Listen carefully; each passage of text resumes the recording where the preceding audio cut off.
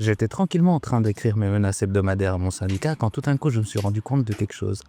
Bien à vous et à vendredi prochain. Paf, c'est fait. Tiens, j'ai parlé de ce manga? Ah non, je pense pas. Ok, aujourd'hui je vous parle d'un manga français édité chez Ankama en 19 tomes. Vous avez aussi une adaptation animée qui est en 2 saisons pour l'instant. Son spin-off s'appelle tout simplement Les Chroniques de Sifandir. Je parle bien entendu de...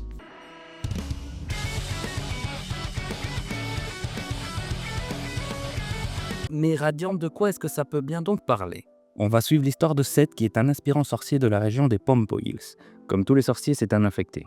Un des rares êtres vivants ayant survécu au contact des Némésis. Ces créatures tombées du ciel qui contaminent et déciment tout ce qu'ils touchent. Son apparente immunité lui a fait choisir une voie qui lui semble toute désignée. Devenir chasseur et combattre les Némésis. Mais plus que ça, Seth souhaite s'engager dans une quête qui dépasse la simple chasse aux monstres. Il veut trouver le Radiante, leur berceau présumé. Entouré d'une faction de sorciers, il parcourt le monde à la recherche du Radiante, sous l'œil terrible de l'Inquisition. Donc, comme le résumé le laisse penser, on va rentrer dans un monde plein de fantaisie, de magie et de monstres qui vous désintègrent rien qu'en vous touchant. Mais ce monde ne sera pas tout rose, tout simplement parce que quand vous allez explorer le monde de Radiante, vous allez trouver qu'il y a vraiment de la conspiration derrière chaque acte, il y a aussi de la ségrégation raciale, et le mélange de ces deux faits produit généralement à la guerre. Ce que je trouve intéressant dans cette œuvre, c'est tout simplement qu'on va voir le point de vue de plusieurs protagonistes, que ce soit dans le camp des gentils, on va dire ça, et le camp des méchants, et il y a vraiment un bel intérêt à ça.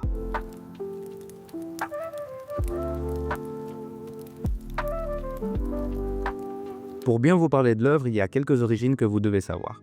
On va bien sûr parler des Némésis, des créatures qu'à leur simple contact, vous disparaissez entièrement.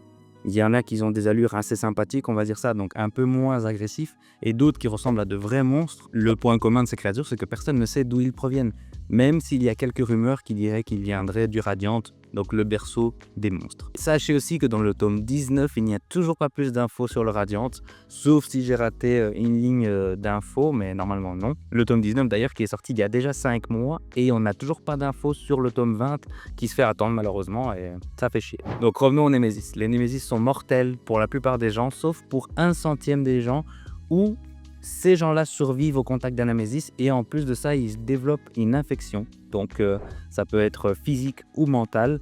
Et cette infection va pouvoir avoir un lien avec le Fantasia qui est l'énergie ésotérique de Son Ongashi.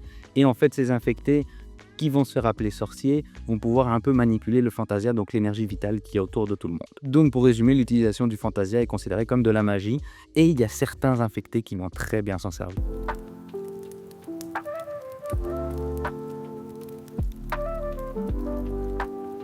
Pour ce qui est des personnages, je trouve que c'est l'un des points les plus importants de cette œuvre et le plus réussi. Tout simplement parce qu'on ne pourrait pas croire au niveau du premier arc, mais chaque personnage qu'on va suivre a un vrai développement assez touchant, assez attachant même. Et je vais vous en citer quelques exemples, c'est pas du spoil parce que vous pouvez les voir dans les trailers et vous verrez directement que c'est des personnages principaux, donc on est parti. C'est tout simplement le cas de Doc, qui était le personnage que j'aimais sûrement le moins dans le groupe principal, mais au long de l'histoire, il va se trouver dans des situations spécifiques qui vont faire que le développement du personnage sera superbement bien fait. Surtout au moment dans les derniers tomes où il apprend que des civils seront embarqués dans une guerre et seront des dommages collatéraux. Et là on voit toute la souffrance qu'il a à entendre ça au vu des moments passés. Vous avez Mélie, une sorcière qui a pour infection une double personnalité, beaucoup plus agressif. Rien de particulier pour l'instant à vous dire, vu que je ne veux rien spoiler. Sachez juste qu'elle est très utile et elle sait extrêmement bien manipuler le Fantasia. Grimm, alors là, c'est le personnage le plus mystérieux du manga. On ne peut pas forcément dire qu'il est de ton côté ou non, c'est plus de ses propres intérêts qui passeront en premier. Et le problème, c'est qu'on ne sait pas ce qu'il veut. En plus d'être un personnage mystérieux, il est aussi l'un des plus stylés en chara-design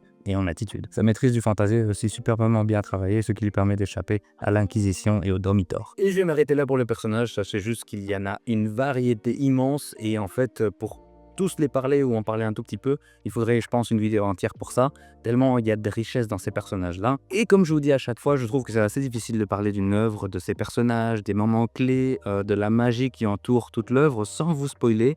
Sachez juste qu'il faut vraiment que vous lisiez l'œuvre.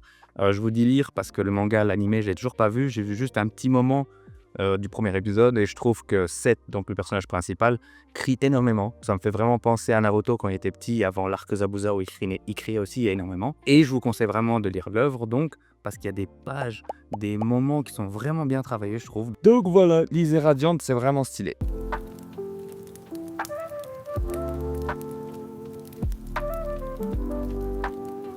Donc comme je disais, il y a vraiment, un univers, juvénile, dans Radiant et pourtant c'est pas le cas. Vous avez divers, sujets qui sont vraiment, lourds dans cette œuvre, que vous verrez par vous-même d'ailleurs et faut savoir qu'il y a aussi une vraie touche, humoristique. J'adore. Moi franchement, je vous avoue que ça m'a pas laissé insensible. J'aime bien, cet humour-là, ça m'a vraiment fait rire. Il y a des tomes où j'ai vraiment rigolé. Il y a aussi, à la fin de chaque chapitre, il y a des petites cases de l'auteur qui fait des petites cases hors sujet et qui sont vraiment drôles. Donc quand je dis hors sujet, je parle des événements qui se passent hors champ. Donc l'auteur ne montre pas forcément, mais qui continuent à se passer. Et il y a vraiment une petite blague qui arrive à chaque fin de chapitre. Hormis le style comique, vous avez un univers vraiment riche et varié, que ce soit dans le Pharénos, donc c'est on va dire le monde où se produit toute l'histoire, ou bien dans le Cid, qui est un univers assez spécial, assez ésotérique et un truc qui se passe hors. Enfin, c'est un univers un peu spirituel, on va dire. Et il y a des choses vraiment stylées qui vont se passer là-bas, donc voilà. Et il y aura de vrais enjeux dans le Pharénos, donc Seth et ses amis vont se retrouver embarqués dans une guerre entre les inquisiteurs, donc qui sont dirigés eux-mêmes par les thaumaturges, des soldats, on va dire, divins, qui font une mission même d'arrêter les infectés, et les Domitors, qui sont des infectés dresseurs de Némésis, et qui vont prendre un peu le rôle de terroristes dans l'histoire, tout simplement, parce qu'ils vont essayer de faire en sorte de faire tomber le pouvoir en place, qui est l'Inquisition, par tous les moyens. Pour les thaumaturges, bien qu'ils soient vus comme des gros salopards, selon la vision de certains, il y en a quand même certains qui ont une grande classe, notamment le grand inquisiteur Torg, qui est le chef des thaumaturges. Ce type, il envoie du charisme. Il faut savoir qu'ils se sentent investis d'une certaine mission pour le peuple et donc d'évacuer les ténèbres qui sont représentées par les infectés. Donc pour eux, vraiment, ils veulent mettre un terme aux infectés. Ils ne se préoccupent pas des Némésis ni du Radiant. Eux, ils veulent régler le problème qui sont les infectés. Un point assez étrange avec les thaumaturges, c'est tout simplement qu'ils sont investis d'un certain pouvoir, appelé le miracle, qui pourrait s'apparenter à du fantasia, on dirait. Donc c'est un certain pouvoir, on ne sait pas d'où il vient. Donc d'ailleurs dans le tome 19, on ne sait toujours pas d'où il vient ce pouvoir. Et pourtant, quand il y aura un nouveau thaumaturge, cette personne va avoir un nouveau pouvoir, donc un nouveau miracle qui va lui être transmis.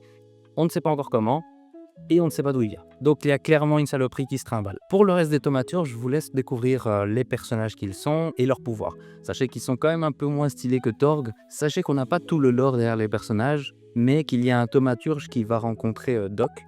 Il y aura une histoire vraiment dans un coin de l'histoire même.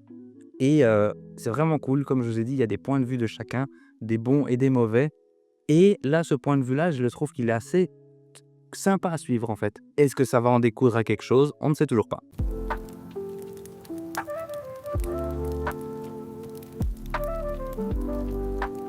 Sachez que je ne peux bien entendu pas vous parler de tous les sujets de l'œuvre, notamment Piodon. Donc c'est une personne assez étrange qui semble être de l'Inquisition. Il a un uniforme aussi spécial et particulier. Et on se rend compte qu'il y a un vrai contact, un vrai lien, qu'on ne sait toujours pas ce que c'est d'ailleurs, avec Seth. On se rend compte qu'il y a un vrai désir pour Piodon de rencontrer Seth, de lui parler, et qu'il y a vraiment une mission derrière tout ça en fait. Vous avez comme autre élément de personnage, vous avez la Mesnie. La Mesnie qui est comme une cabale de sorcières où en fait, eux ce qu'ils font c'est ils volent des pouvoirs. Donc quand je parle de pouvoir, je parle bien entendu d'infection. Et cette Mesnie dont on connaît que 2 personnages, et sachez que juste ces 2 personnages font assez de bruit dans ce manga. Vous avez bien entendu d'autres factions qui vont venir enrichir l'œuvre de ce manga, un manga qui est très touchant je trouve. Quand vous lisez ce manga, vous rentrez dedans, il y a une vraie douceur. Vraiment, vous vous laissez embarquer par son univers. J'adore vraiment que ce soit les faits un peu plus lourds ou l'humour qui est vraiment agréable à lire. Donc vraiment une petite pépite ce manga. Il fait partie de mon top des mangas préférés, donc c'est pas pour rien. Donc lisez le manga Radiant, il est vraiment cool. Tu mérites un petit bisou toi. Donc voilà jeunes gens, j'espère que comme d'habitude cette vidéo vous a plu. Moi je me fais un petit plaisir à faire ce genre de vidéos ou faire découvrir certains mangas. Si elle vous a effectivement plu, vous savez ce que vous devez faire. Vous avez toutes les petites icônes en bas pour partager ce contenu. Moi je pense que j'ai tout dit, donc lisez Radiant et c'est tout pour moi. Salut!